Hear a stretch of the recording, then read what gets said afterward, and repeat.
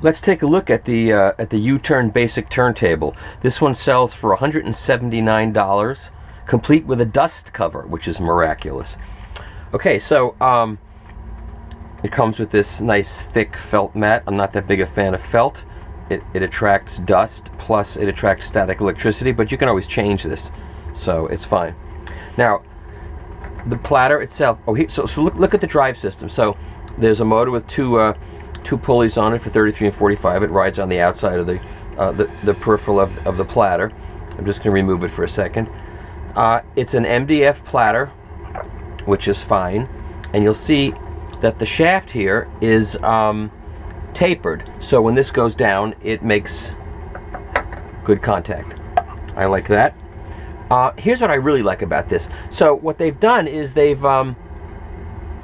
put the motor on a damping system, you see, so that the vibrations from the motor don't get up into the platter. Now the disadvantage of that is that there's movement of the motor, and that affects the wow and flutter, but it's a worthwhile compromise at the price point of $179. What I really like about this turntable is the bearing system.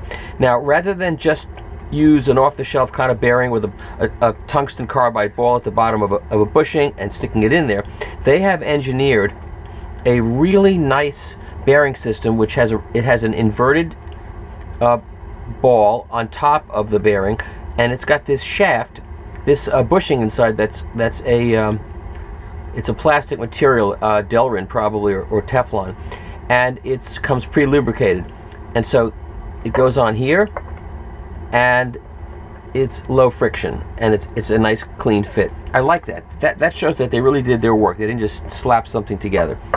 Okay, now as far as the arm goes, the arm is it's a unipivot arm, which means it's basically a point with a cup like that. But instead of having it flop over, there's another bushing inside that limits its movement in the azimuth direction, which is a very good solution to this, because for this kind of money you cannot expect a gimbaled bearing. And you'll see it's got an underslung counterweight down here, and you can move this back and forth to set your tracking force.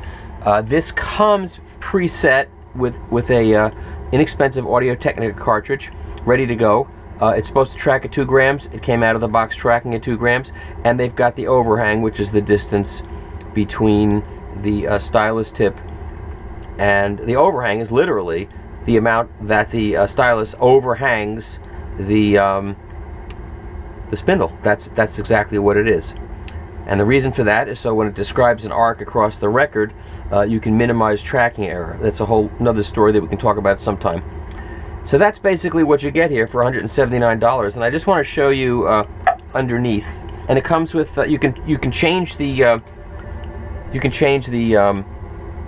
RCA plugs, because it comes with jacks on the back.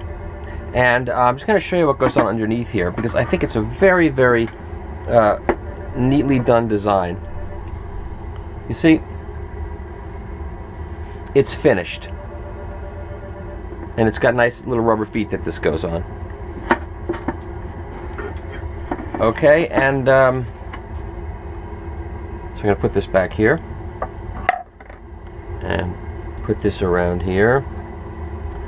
This is a skill that first-time turntable owners will have some time getting used to, so it doesn't flip off. And there's a wall wart power supply, and that's it. And you don't worry about that, or any of that. That'll flatten out over time when a record's put on it. So that is the U-Turn. How does it sound? You'll have to read the review on analogplanet.com coming up.